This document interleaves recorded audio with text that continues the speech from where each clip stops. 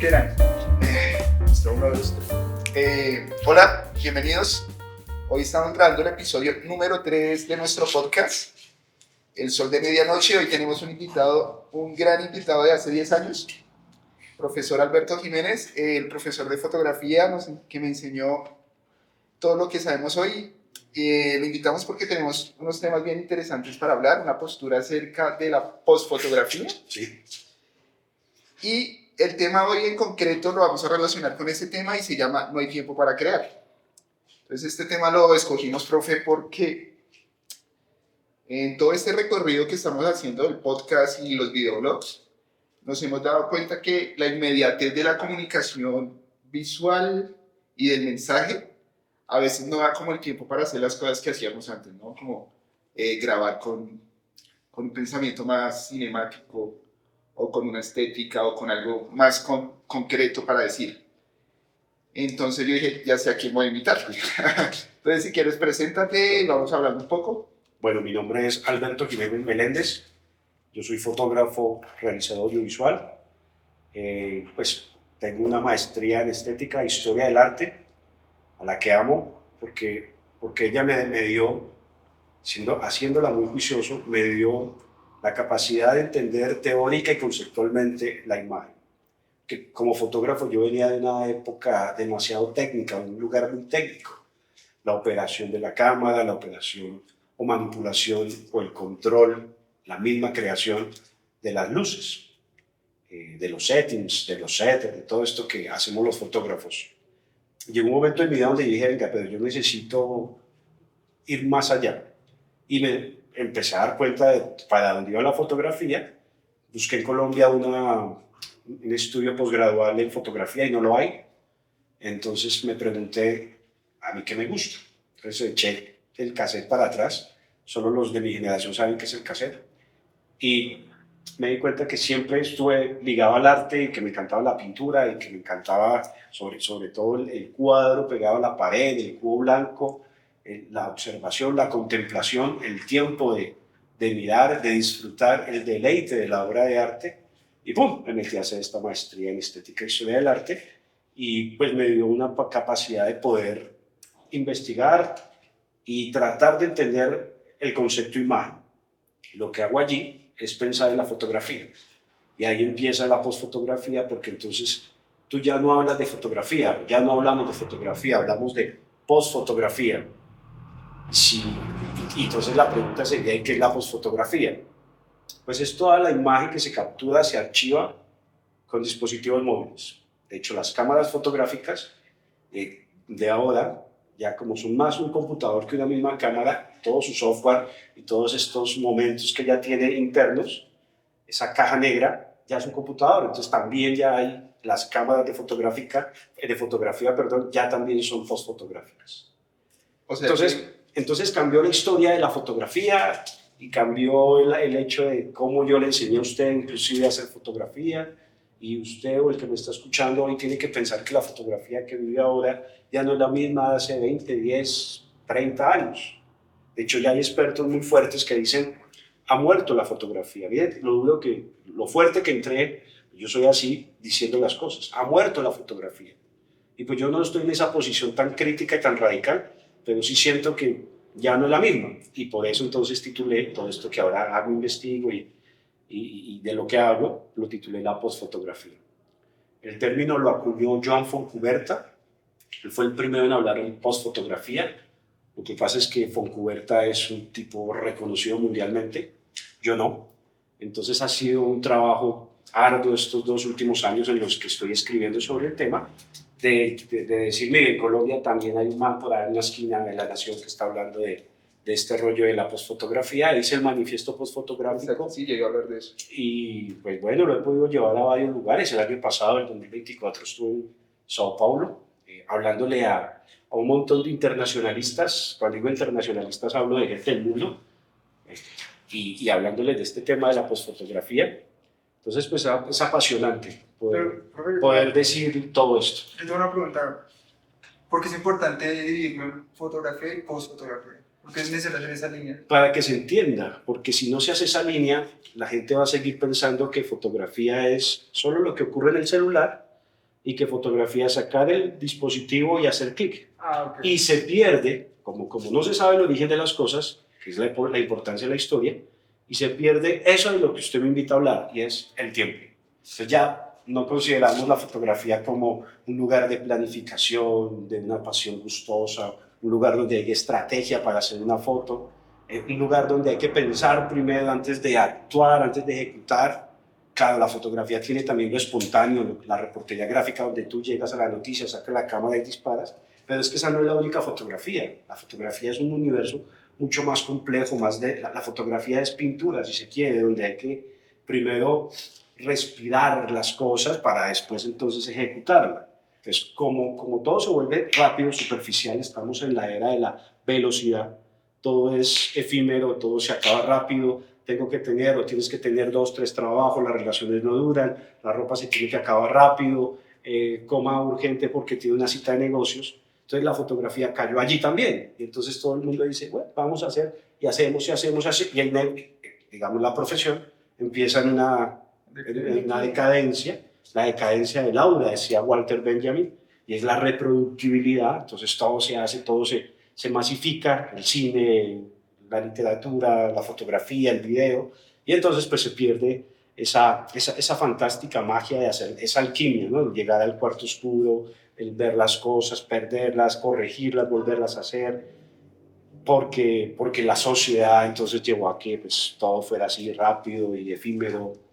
Y si entonces nos empieza a hablar con un proceso y a plantear palabras, las etiquetas son feas, pero hay que hacerlas a veces. Entonces si uno no empieza a decir, mire, es que esto ya no es fotografía, ya no es la misma cosa, ahora se llama posfotografía, y ahora tiene que ver con la inteligencia artificial, pues entonces la gente no entiende. Entonces sí. Es como la clase. Sí, el chico puede tener mucho talento, pero hay que mostrarle un poco de cosas para que ese talento lo vaya todavía puliendo como un diamante. Entonces es eso. Yo te iba a preguntar ahorita que hablas de las IAs y lo manifiestas aquí en el manifiesto, valga la redundancia, ¿esas IAs también hacen parte de ese declive de la fotografía? De esa, yo la llamo una, que no suene muy brusco, una ligera decadencia. Sí. Sí, porque entonces la gente piensa que la IA es la que está construyendo la imagen, pero no es así. Todavía inclusive la IA no es arte, la IA es una herramienta para llegar a algo. Y si desde ahora no se le habla a la gente que la IA no es la que te hace la fotografía y que inclusive uno ni siquiera debe llamar fotografía a lo que está en el celular, eso es imagen digital. Fotografía es cuando tú coges esa imagen que se captura y se soporta sobre un sustrato, esa es la verdadera fotografía. Entonces todas esas imágenes que hay en el celular, hasta que no se imprimen, no deberían llamarse fotografía, pero bueno, eso ya no lo puedo cambiar, ya no lo podemos cambiar, los críticos y expertos pues ya quedamos diciendo fotografía. Entonces sí hay que decirle a la gente que las IAs simplemente son, no hay que satanizarlas, no hay que cogerles, que no las uso. No, sí. Yo siento que hay que volverse amigo de ellas. Son una herramienta. Son una herramienta. Yo tampoco las veo, que son una herramienta muy útil. Porque hay un gran público que dice, no las uso, están mal, no las quiero. No, yo lo que propongo es acérquelas, comparta con ellas, mire a ver qué puede sacar de ahí y tratemos de hacer un camino, fotografía, pintura, diseño gráfico, cine, que es que las IAs están en todo. De hecho, la gente no sabe, me pongo a hablar y no paro, la gente no sabe, pero esa cámara ya es una inteligencia artificial. Sí, claro, porque ya tiene seguimiento. O sea, desde ahora, hay que explicarle a la gente que esto ya tiene 30 años. De hecho, los programas de diseño son, claro, es un razonamiento. Pero yo soy feliz, o sea, con Photoshop con IA, para mí es es un lío porque te ahorra mucho tiempo. Pues la gente me pregunta, ¿pero por qué la IA, por qué la cámara es una IA? Pues porque hay un razonamiento matemático por encima de un razonamiento lógico. Cuando tú dices apertura, diafragma, ahí ya hay una inteligencia artificial, una operación matemática que te está ayudando a comprender cómo archivar esa imagen, capturar ese momento. Sí. Entonces la IA en la fotografía pues tiene más de 30, 40 años, 50 años si quieres. Sí, yo lo relaciono, digamos que el proceso histórico cuando estaba la pintura, ¿no? Que era el retrato, o sea, retratar a una persona estaba la pintura. Sí. Entonces llega la cámara y ahí empieza a romperse en dos la historia del arte. Al llegar la cámara, el artista tuvo que cambiar la visión y empezar a producir el arte, lo que conocemos el arte por el arte, ¿no? Siglo XX, o bueno, siglo XIX, siglo XX, todas estas escuelas de la cultura y las tendencias del siglo XX con la posguerra y pues todos esos procesos. Sí, aparecen los sismos. Pero yo veo que hoy en día, con la IA, yo sí soy un poco un detractor de la IA, pero no porque exista la IA, sino porque a quién pertenece la IA. Entonces ya eso es un tema más social y más Sí, claro. político y económico. Sí. Pero también soy detractor de la IA porque es que sí se perdió precisamente el tema de hoy, el tiempo para crear. Porque digamos, cuando llega el arte por el arte de los pintores, empiezan a pensar otras cosas y a decir, a tener otro manifiesto, otras cosas que decir. Y el fotógrafo, de la misma manera, también tiene otra forma que pensar para producir imágenes. Claro. Pero entonces, digamos, llega el tema de hoy. Y yo dije, bueno, hoy le quiero dar duro como al momento histórico contemporáneo, a los creadores de contenido, que creo que hoy se acuña también este tema de creadores de contenido. Y es, antes para hacer una profesión o un estudio o un arte o un quehacer tocaba estudiarlo, ¿no? O sea, llamarle fotógrafo a alguien que no, o sea, aunque usted no haya estudiado fotografía, pero se dedica y lo respeta y lo hace con valentía, o sea, se atreve a mostrar y decir algo, ya era un fotógrafo. Pero hoy en día, pues cualquiera crea contenido, edita un video, toma una fotografía, entonces, ¿qué tanto realmente la IA o la inmediatez le está quitando la dignidad que hacer?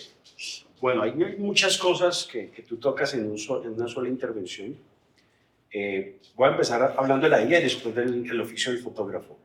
Y a mí me impresiona que el que más sabe de IA en Colombia hoy no somos los artistas, sino los abogados.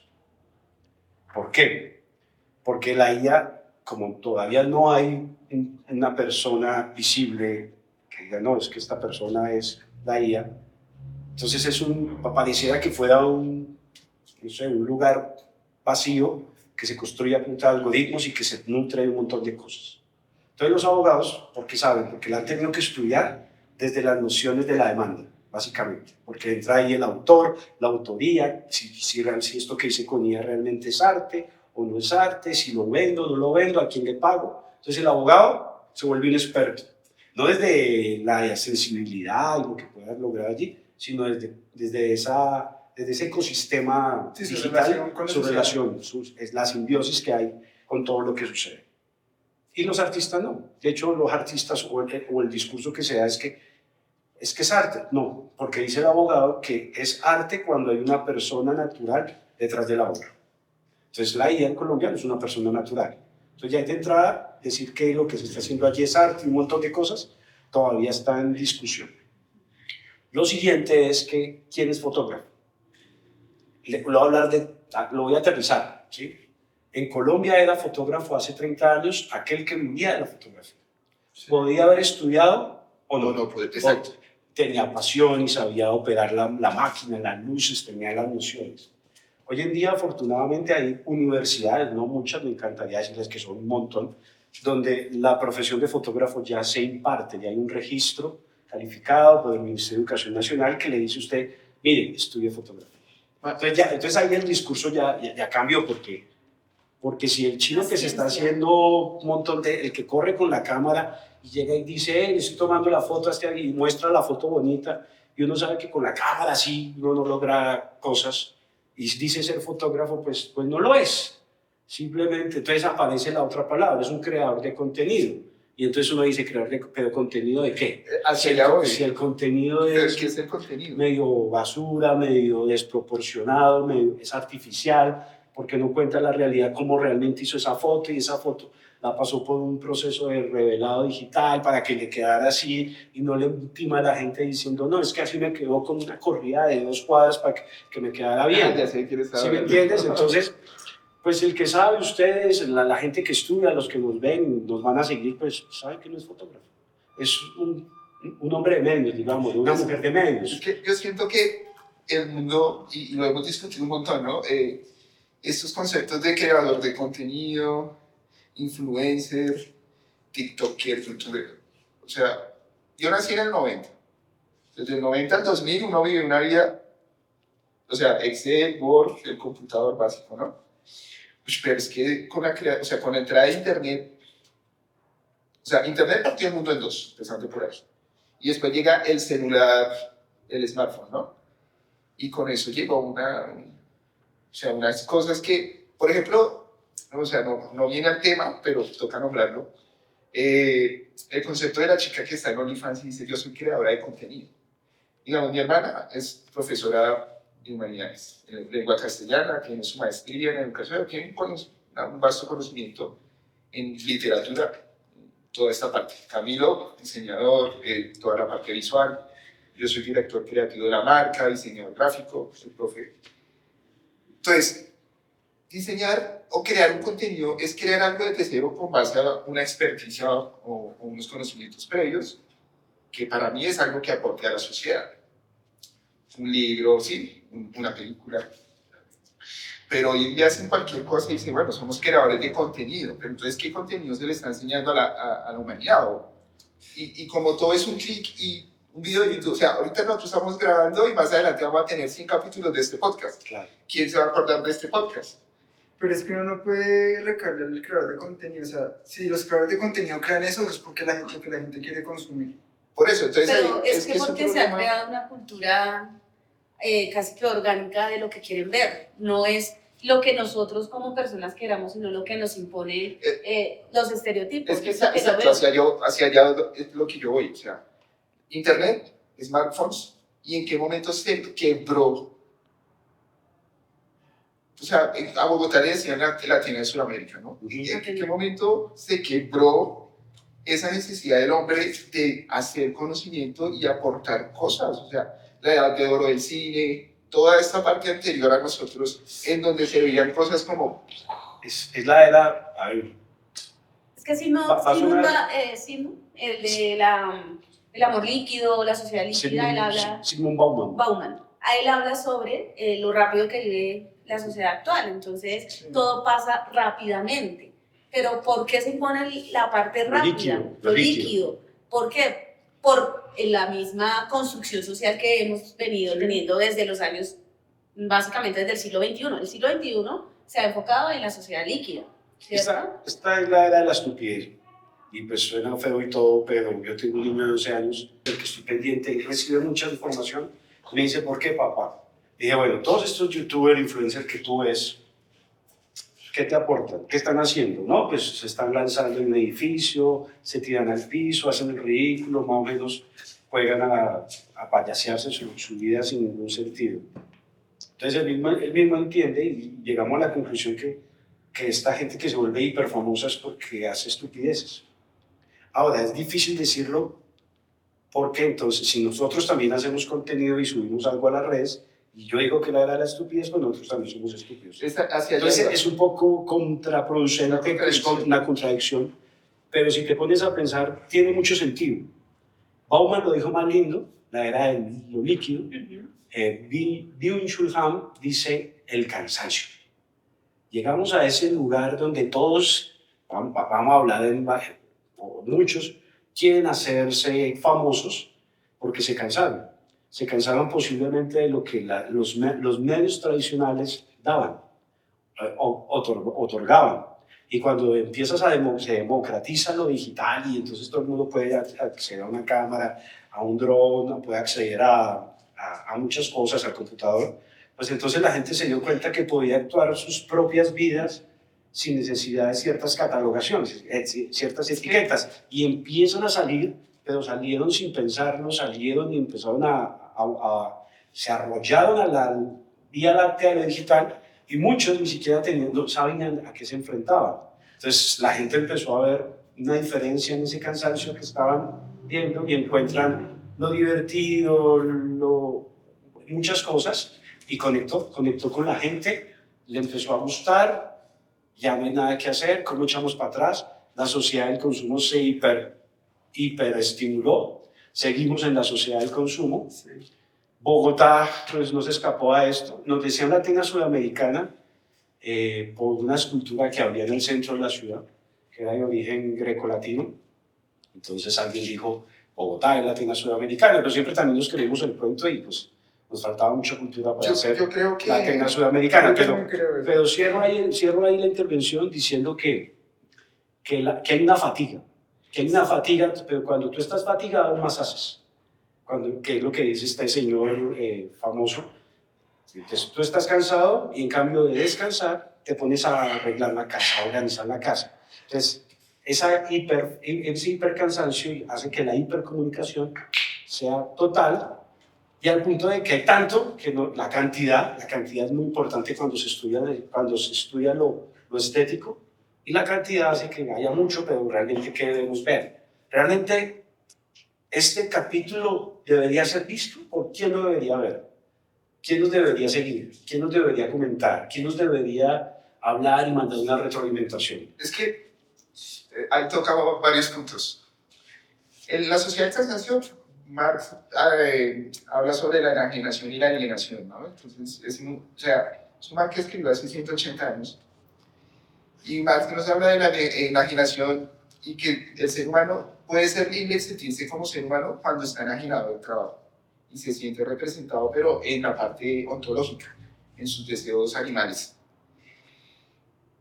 Y ahí tocas otro punto. Entonces, digamos, a mí ahorita le estaba preguntando a un compañero del trabajo, también es diseñador, pero él es diseñador industrial y también tiene una gran formación estética, y produce cosas muy interesantes y también tiene algo muy interesante que decir.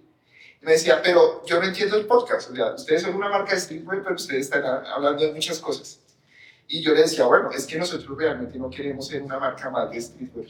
Sí, es te que puedo pronunciar 5 o 6 marcas y te puedo mostrar diferentes podcasts y todos te van a hablar de la cultura, y que es una cultura abstracta porque es que todo lo que se conoce como streetwear viene en Estados Unidos, porque todo esto nació con el hip hop y con el streetwear game.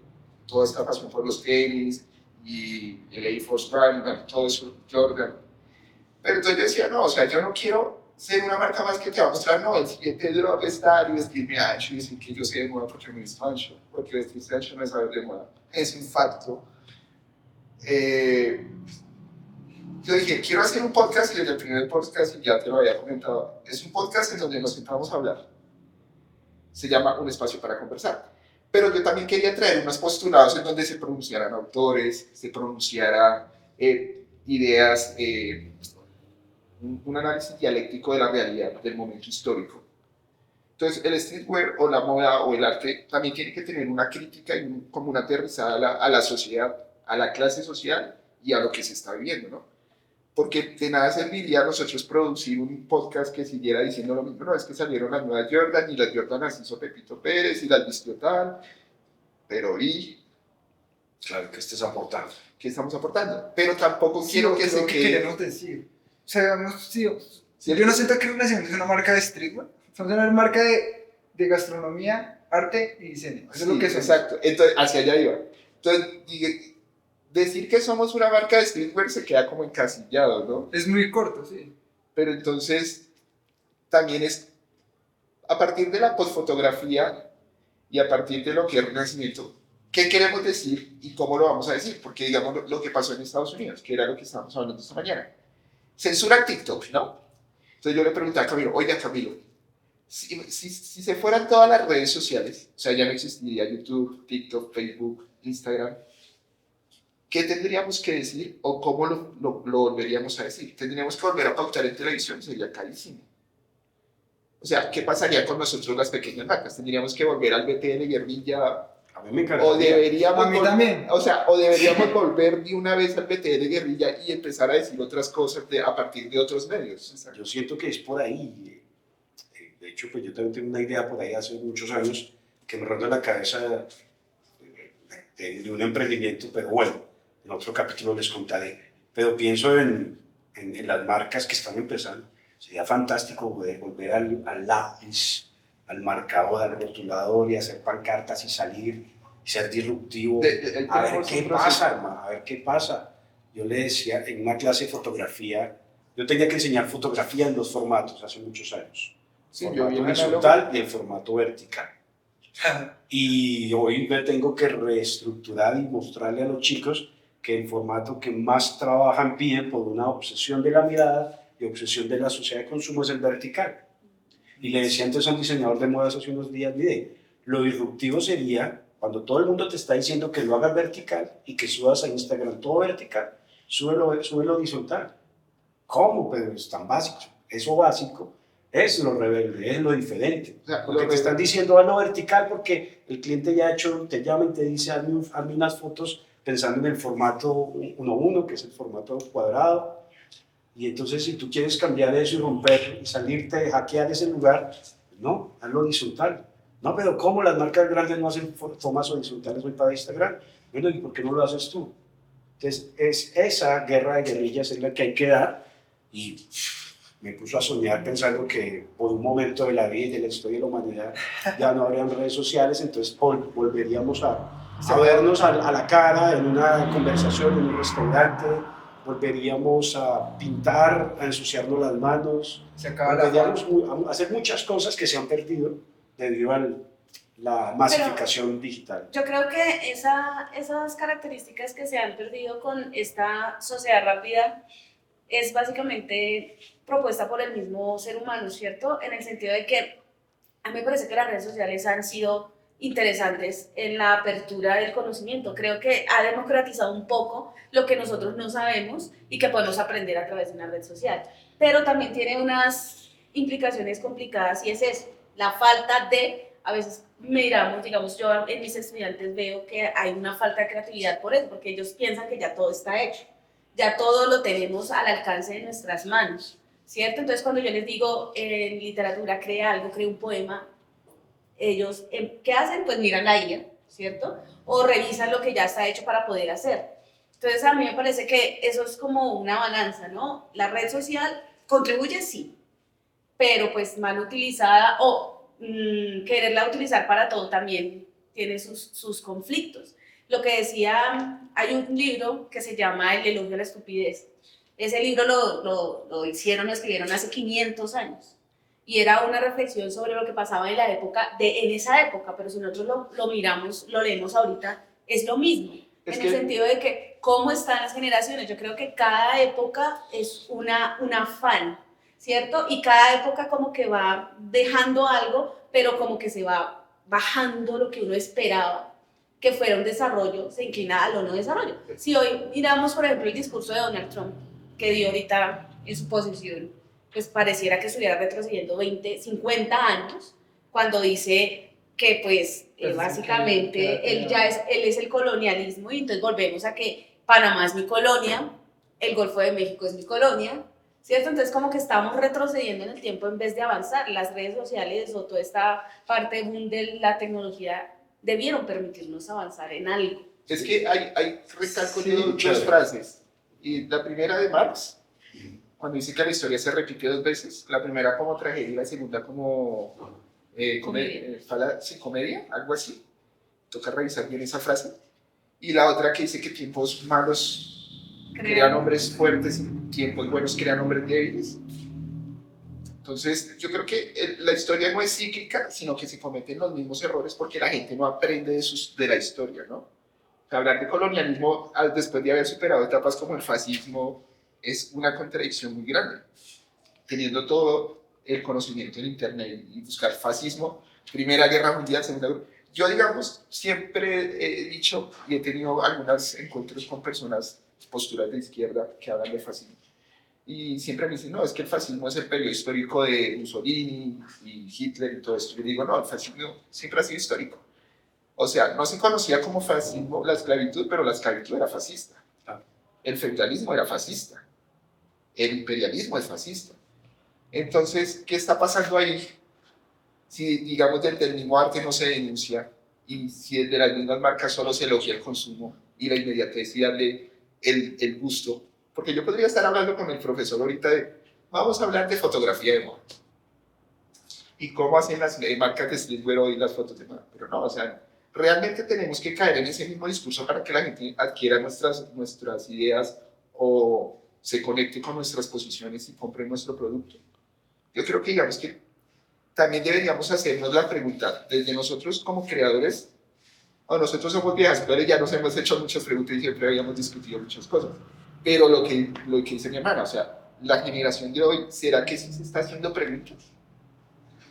Y el hacerse preguntas es lo que nos hace mantenernos vivos y en constante creación. Y que me recuerda a la mayéutica de la mayéutica en cuanto uno hace preguntas, ¿cierto? Entonces Platón y Aristóteles hablaban de eso, del arte de preguntar y responderse, ¿cierto? En esta sociedad actual pues casi no nos preguntamos porque ya no nos descrestan muchas cosas, ¿sí? Por ejemplo, yo no tengo la facilidad o el conocimiento que ustedes tienen en cuanto a todo lo que tiene que ver con fotografía, diseño, porque pues no es lo mío desde mi profesión, pero a mí sí me causa mucha curiosidad el saber cómo se hace la edición, ¿sí? A mí me parece es un arte, el arte de editar una foto, el arte de ver cuáles son los ángulos, que la luz, porque lo he aprendido de ellos, yo digo, wow, eso es un arte, ¿sí? Es como el que teje, ¿cierto? Me parece como el que hila. Oye, ¿ustedes creen que la generación joven no se hace esas preguntas?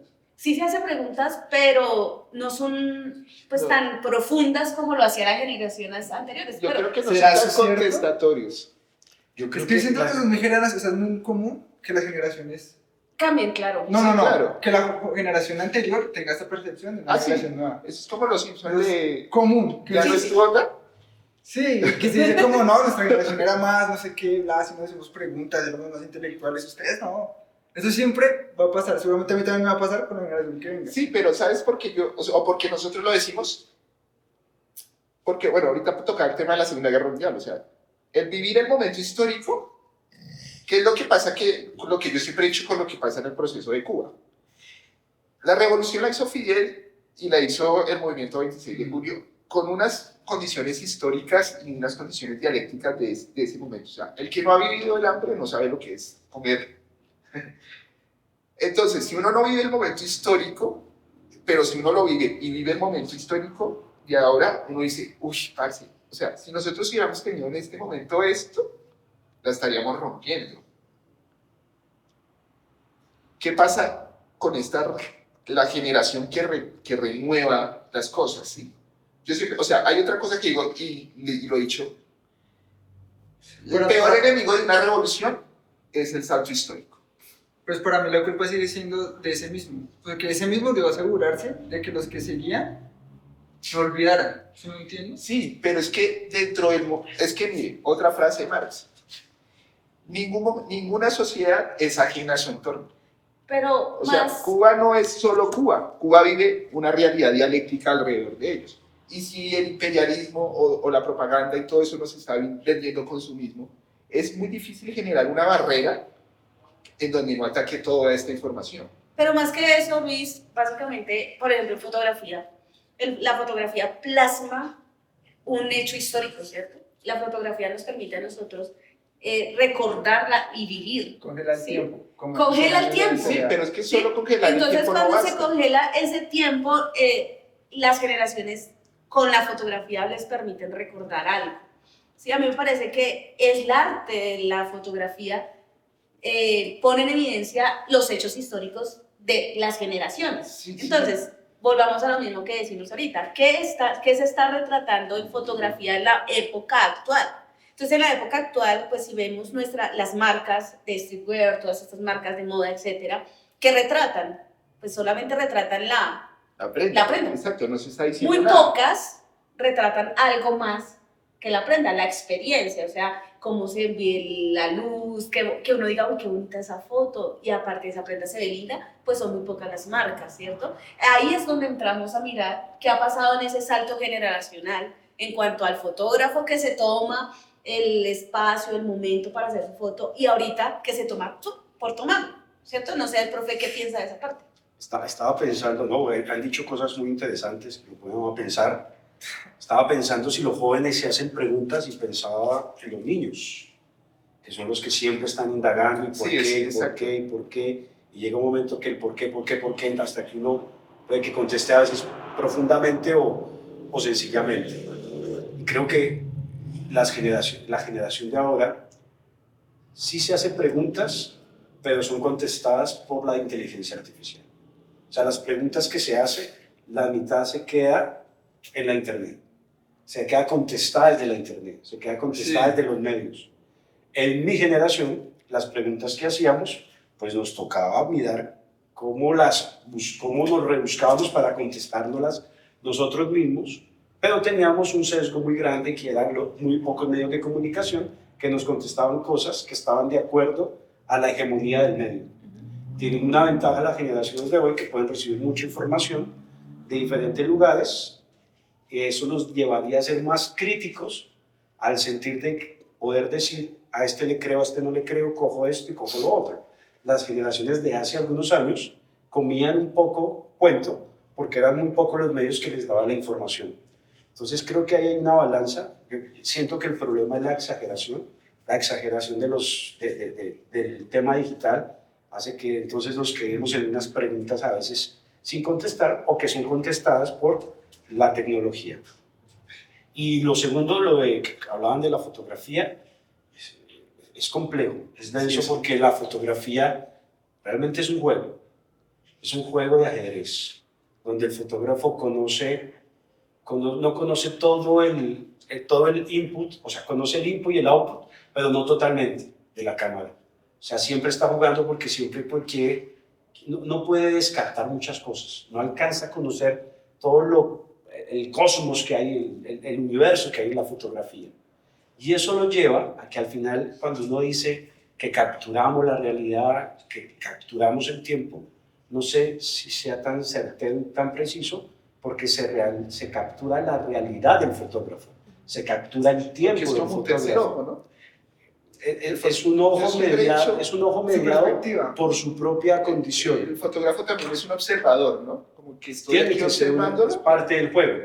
Pero entonces esa mediación, esa realidad, es mi realidad, Sí. que lógicamente y secuencialmente y racionalmente se construye en el espacio-tiempo de la historia. Pero de alguna manera ahí también hay un sesgo que no es totalmente preciso, porque es mi realidad. Pensemos en el montaje de este set. Estamos mostrando un pedazo de todo este lugar magno, pero no estamos mostrando todo el lugar. Ahí está. Si tú entiendes esa lógica, ya diste pasos agigantados en el universo de la fotografía. Y que vendrá la luz, vendrán los accesorios, la disposición, vendrá el montaje, que es tremendo, lo que tú hablabas de la edición. Entonces, pues, contestarlas así tan fuertemente es complejo. Lo que hacemos los que nos encanta esto es tratar de decirle a los jóvenes esto es esto y esto, pero siempre va a quedar un radio de operación, de manipulación, de crítica. ¿Sí? ¿Por qué yo soy tan crítico? Pues porque el joven no es, porque no le estoy dando la oportunidad, no sé cómo decirlo mejor, porque quiero que el joven que le guste, le apasiona la fotografía, la piense un poco más, la analice un poco más, entienda que no es poner off o on y ponerla a grabar y ya quedó. Y era muy usual escuchar decir, y tranquilo que en Photoshop lo arreglamos. No lo arreglamos en Photoshop. La verdadera toma es esta. Tratemos de capturarlo aquí bien, jugar acá este juego, bien acá, y dejémosle a Photoshop solo la parte de una pequeña optimización.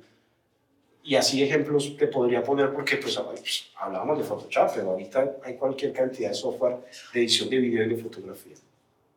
Entonces esa es mi posición ideológica. Y es, pensémosla más, analicémosla más, disfrutémosla, contemplémosla. Tú ves, por ejemplo, en Instagram esos reels que hacen de foto, que ni siquiera duran un segundo una foto, sino al final no estás viendo nada. No viste nada. Y le pones un poquito, un clip de música, entonces tampoco ni disfruta la música ni disfruta la foto.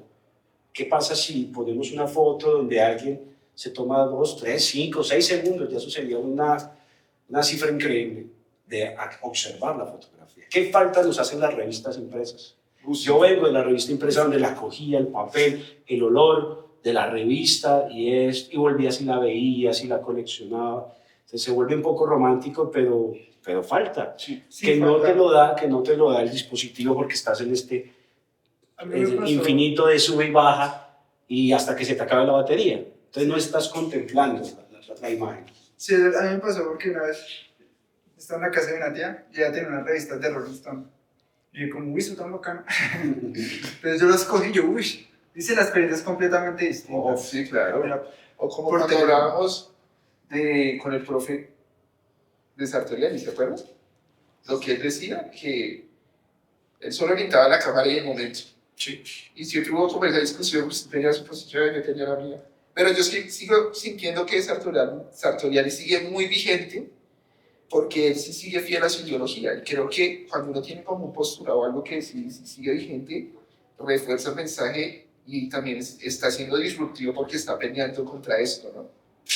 Porque uno dice, oh, esto es Sartoriali o es Bill Cunningham, o son esos fotógrafos que uno, Steve McCurry. Cuando el profe habla de la revista, me hace acordar de la película de Walter Mitty. Sí, No sé si se la han visto. Es sobre una revista El impresa que Life. va a cerrar. Ya. Walter Mitty fotográficamente. Es También. muy... Y la última edición de esa revista, cuando toma la foto el mismo fotógrafo, porque era un fotógrafo aclamado por toda la sociedad, y es darle la foto del trabajador de la revista, uy, es impresionante, o sea, le deja un mensaje Sí. y cierran la revista, entonces uno dice... Y muestran como el proceso de tomar la foto, de recortarla, de colocarlo, o sea, yo también pienso que la parte analógica es importante, ¿no? Y en los libros, por ejemplo, que pues mi fuerte es casi que la literatura, nosotros, yo a veces les digo a mis estudiantes, bueno, yo tengo el libro en PDF, pero es mejor comprarlo. Entonces, no, profe, mejor PDF porque es que los ahorramos, porque es más fácil, porque el celular, no sé qué. Pero cuando uno ya empieza a hacer la evaluación ya de fondo, no han entendido nada, porque es que en el celular uno siempre le está llegando notificaciones y no es lo mismo tener el libro y la experiencia, ¿cierto? De leer. Es como Muchos han hablado algo, perdón te interrumpí, de la multitarea. Sí, Y entonces nos dijeron, no, pero ahora que tú hablabas del tiempo de crear, pues nos enseñaban que ser multitasking era la maravillosa, pues, la panacea. No, y no, porque entonces él lo relaciona con la selva y con un animal que está en la selva, que está matando, está cazando, está cuidando a sus hijos, está pendiente que otro animal no venga y le quite la presa, y está pendiente que no se ha matado él, que los hijos coman, que sus crías coman, está pendiente de moverse, porque está en una selva agreste. Entonces así nos pasa a esta sociedad de la cansancio. Tienes que estar escribiendo, escuchando, comiendo, atendiendo a los hijos, contestando la llamada. No hiciste nada, o sea, hiciste mucho, pero al final no disfrutaste ni la música, ni la escritura, el tiempo con los niños o la comida. Sí, lo grave es que nada de lo que hizo tiene calidad. Exacto. No le puede dedicar. Si el artista vuelve a, espérense, voy a pintar, voy a pensar la imagen, creo que ahí está hackeando el sistema. Si la madre, el padre vuelven a decir, bueno, pues espérense un momento, voy a atender al niño, el niño está sintiendo calidad de tiempo. Entonces ahí es donde podemos hackear el sistema y el arte está hecho para eso, para que lo pensemos. Si no se abren estos espacios, si esto no es visto por mucha gente y si la gente no lee lo que tú propones, la película, el libro, esto, pues cada vez menos gente va a entender todo este discurso de tomémonos el tiempo de hablar, de pensar, de dialogar, vayamos a cine, vámonos a un restaurante y hablemos mirándonos a la cara, dejemos el celular a un lado. Le voy a pedir a mi cliente una reunión. El cliente no es el cliente quiere que todo lo soluciones por WhatsApp. Le voy a decir, no, yo me quiero acercar a tu oficina, que nos conozcamos, que me mires al rostro y sientas confianza en mí para que puedas darme esa sesión fotográfica que tú necesitas y que yo necesito también para seguir adelante. Entonces tomemos esa reunión, tomémonos el tiempo. Sentémonos después de la toma y miremos cómo nos quedó. Pero no, envíamelas por WhatsApp, reenvíamelas por WhatsApp y todo se convierte así. Y entonces el cliente después queda poco insatisfecho porque no hubo el tiempo me encantó, el tiempo de crear. Es que mira que... Pero espera, que es que ahí es donde está la respuesta tuya a las diferencias generacionales. Exactamente. ¿Cierto? Entonces tú dices que siempre la generación anterior va a decir que la generación ya es la mejor que la generación anterior. No, es que ahí están las diferencias, ¿sí? Nosotros que somos, yo creo que soy dos generaciones más que tú, mi hermano es una generación más que la tuya, tenemos diferentes posturas, pero en ese hueco generacional, en esta época del siglo XXI, desde los 2000 más o menos, sí se amplió mucho. Sí. En el sentido de esto, de tomarse el tiempo, de pensar, de leer, aunque sí valoro que el joven de ahora tiene un poco más de criticidad por lo que tú decías que es apertura a la comunicación, ¿no? Que se ve en lo de la hipertextualidad. Nosotros cuando lo hablamos desde la escritura y la oralidad. Esa hipertextualidad permite que el estudiante critique, el joven de ahora critique a través de varias posturas. Caso contrario con las generaciones, digamos, de mis papás. Ellos nada más repetían lo que les decían. ¿Sí? En cambio, nosotros tuvimos la oportunidad de generar pensamiento crítico. Pero en la criticidad que se ha convertido en este momento está dada también al desarrollo histórico y social que hemos tenido hasta ahora. Y ese desarrollo histórico y social está definido básicamente por lo rápido, lo líquido. Yo tengo algo que aportar ahí y es, o sea, le va a parecer impresionante. Yo estaba trabajando en la agencia de diseño industrial y había un área gráfica. Ellos iban a abrir un espacio en Estados Unidos que era hacer básicamente lo mismo que hacían aquí en Colombia, pero tenía que cambiar por la razón social y la marca y todo. A mí me parecía sorprendente que siendo una agencia de diseño y creatividad, el mismo jefe mío, que es diseñador, me mande a hacer un logo en una semana y me diga, este es el nombre, hacemos lo mismo, usted ya conoce la marca. Claro, claro. O sea, No me sorprende porque, a ver, te voy a contar cómo funciona ahora el ejercicio de la fotografía. Cuando yo te enseñaba hace 15 años, todavía lo hago, pero bueno, estoy echando el tiempo atrás, yo les decía a los estudiantes, vamos a hacer un boceto. Sí, yo me acuerdo de Y eso. el boceto nos va a ilustrar, nos va a aterrizar, nos va a servir para producción, nos va inclusive a proyectarnos hacia la postproducción. Y el boceto partía de algo, claramente, ¿sí? Listo, y hacemos el boceto, y los diseñadores eran durísimos, y entonces dibujaban, hacían el sketch, lo hacían a mano, en el computador el que ya podían. Hoy en día todavía yo les pido el boceto a mis clientes, pero ya ni siquiera les digo boceto. El cliente coge una imagen de internet, la baja, o sea, una imagen que ya existe, la baja, y me la envía por WhatsApp, y me dice, esto es lo que yo quiero. Ya. Y es muy difícil llegarle a esto que es lo que yo quiero porque eso ya existió. Claro. Lo que era lo chévere del boceto, el sketch, el boceto era tuyo. ¿Sí? Tú partías de un lienzo en blanco. No había nada más en la internet. Entonces todo el mundo se concentraba en sacarlo adelante. Hoy en día cuando el cliente me manda lo que él quiere, ya me está mandando un referente existente. Sí. Una modelo ya maquillada, una modelo ya peinada, y me dice, yo lo quiero igual. Si fuera igual, tendría que buscar la misma modelo, el mismo maquillador, el mismo set de El luces, mismo estudio. todo. Entonces ya ahí de entrada, por eso no me sorprende, ya hay una ruptura de conceptos, de ideas, de educación. Entonces el profe Mamerto dirá, ¿en qué universidad te enseñaron eso? El chino joven dirá, no, pues es que pues, tengo la internet, pues ¿por qué no la voy a usar? Entonces hay un tema educacional generacional que nos fregó, nos jodió. El arte no se pudo escapar, pero el arte en general no se pudo escapar de ello. Bueno, digamos, pasa esa situación, no enviarle. Dice, esto es lo que quiero. ¿Usted qué hace? No, yo le digo, muy bien. Y ahí es cuando le mando esa linda noción de mi generación. Y le digo, ¿por qué no nos reunimos? Ah, ok. Y hablamos. Sí, claro. Y hablamos y conversamos. Y ya en esa reunión, yo de una manera diplomática, asertiva, lo aterrizo y lo pongo a pensar de que de pronto le falta algo o que le podemos meter algo más. Okay.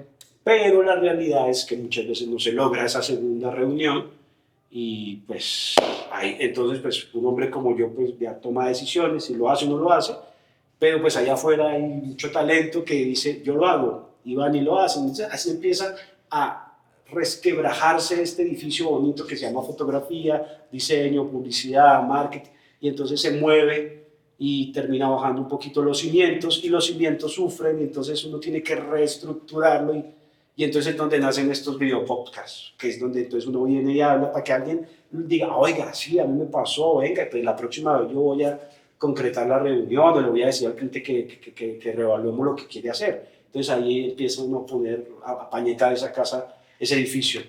Y entonces uno trata de hacer algo pues por esto, ¿no? Si no, pues... O sea, las bases no están todavía tan colapsadas. No, se puede salvar, se puede salvar. Se puede salvar si la gente cree en entusiastas como usted y como yo. y muchos otros que deben haber que estén en un discurso medio que a muchos les sonará mamerto, pero que lo están dando.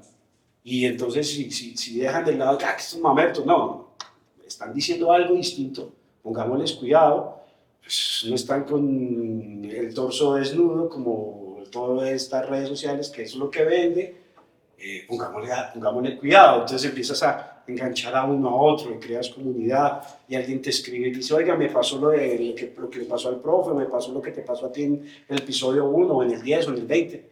Entonces empiezas a crear eso, comunidad, y ahí se puede salvar algo o no, que es también lo que propone el aceleracionismo, y es, sigamos en esta corriente, llevémosla hasta el final para que colapse y volvamos a la pancarta, volvamos al Sí, rotulador. porque ellos van a decir, igual si funcionó, porque supe, y lo repiten.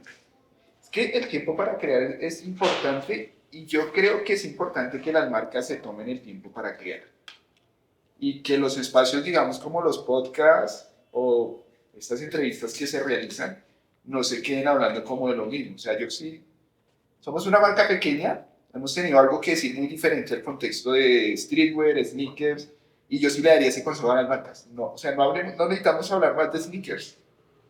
Y no necesitamos comprar tantos tenis y no necesitamos comprar tantas camisetas, sino que tenemos que empezar a crear tenis y camisetas que realmente digan algo, ¿no?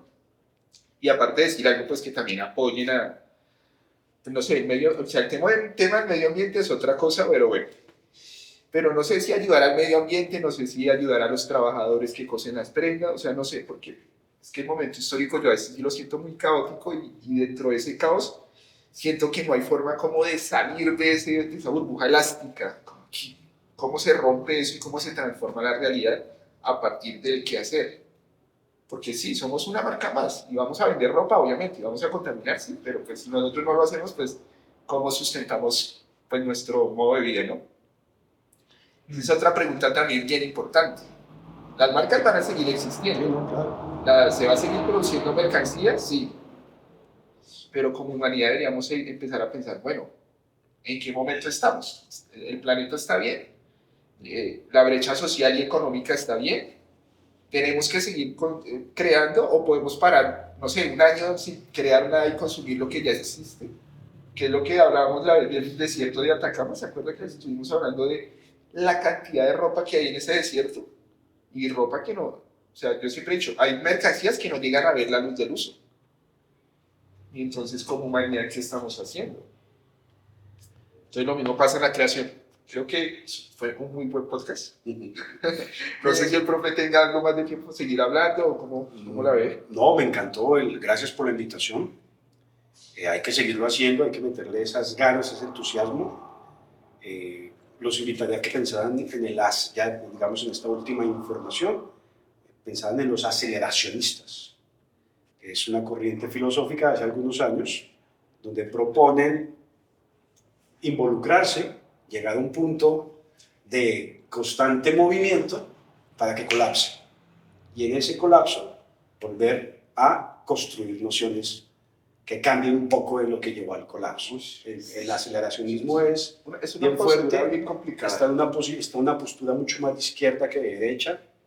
De hecho, el mismo aceleracionista tiene, digamos, sus fracturas con la izquierda porque habla de una izquierda retrógrada que no se integra a la tecnología. Yo siento que yo estoy en esa postura. Siento que las posiciones de izquierda radical tienen que adaptarse al sistema para desde dentro del sistema pues, poder proponer estos cambios tan importantes que se deben lograr. Entonces estoy en esa posición de estudiar a los aceleracionistas. Creo que tenían mucho que decir.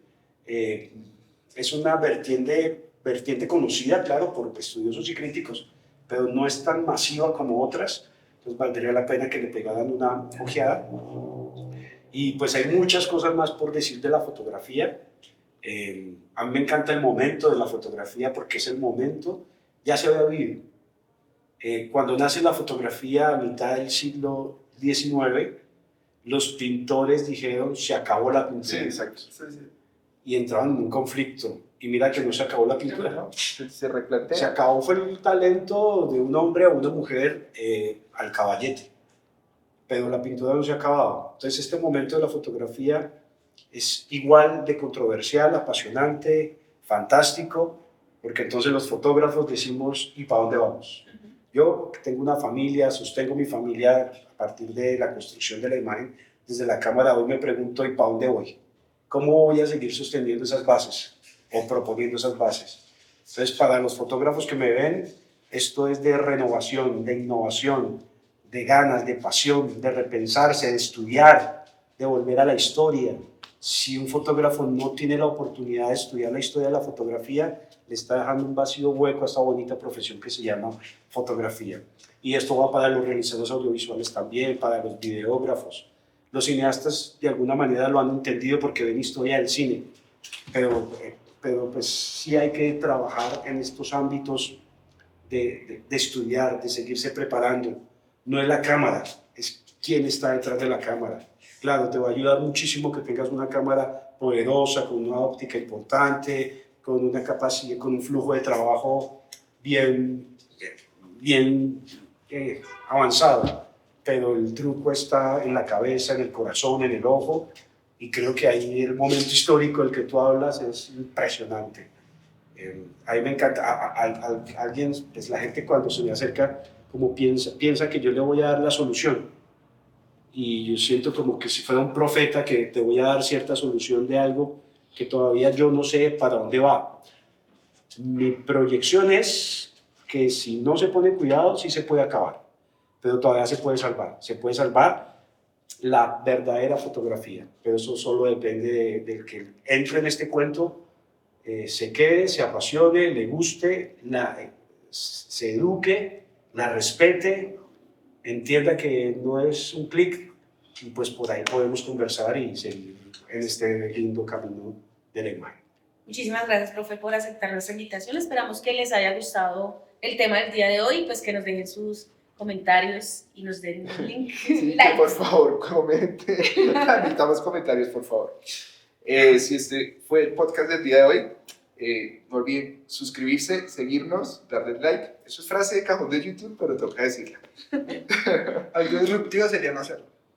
Yo estoy a favor de no hacerlo. No comente, no escriba. No nos sigan. Nosotros no No decimos. nos sigan, no nos miren. O sea, que es algo que le fluya a la gente, ya. Sí, les gustó. O sea, digamos, también me gustaría que no nos midamos por métricas, sino que nuestras metas, porque si nos midamos por esas cosas, son cosas que nosotros no podemos controlar. Sí, es verdad. Más bien, si nosotros proponemos, no, hagamos 100 episodios, y ya con eso la rompemos para nosotros mismos, ya, esa es la meta. ¿Y ya murió? No, pues avanzaríamos con otra meta, nos ponemos otra cosa. Pero esperar que el resultado sea de otras personas que nos den el like y eso, no. No, pero es que si nos dan el like es porque el contenido, creación de contenido, o sea, lo que estamos diciéndoles, bueno, no sé, o sea, hay muchas formas de verlo, le pudo aportar, les gustó, Claro. les pareció entretenido. Sí. Lo que yo es que si nos medimos solamente en eso, se vuelve muy, como que todo- No, sí, le entiendo, pero se acuerda que dijimos que o sea, no importaba las métricas ni nada, sino que era un espacio para conversar. Sí. Eso volvemos a lo mismo de siempre de las redes sociales que dicen que mi contenido es bueno solo por el like. Por No. el like que den. No. Tiene que ser. Entonces tocaría crear otro, o sea, o que las mismas personas que nos ven creen una forma disruptiva de ellos decir, esto me gustó. Claro, si les gustó, Él es peor la tarea. si les gustó, manden, no sé, la 50 CLH. pesos. 50 mil. Si les gustó, sí. Un mercadito. Envíenos. Pongan el emoji de la cámara. Gracias. Listo. Muchas gracias. Chao. Chao. Gracias.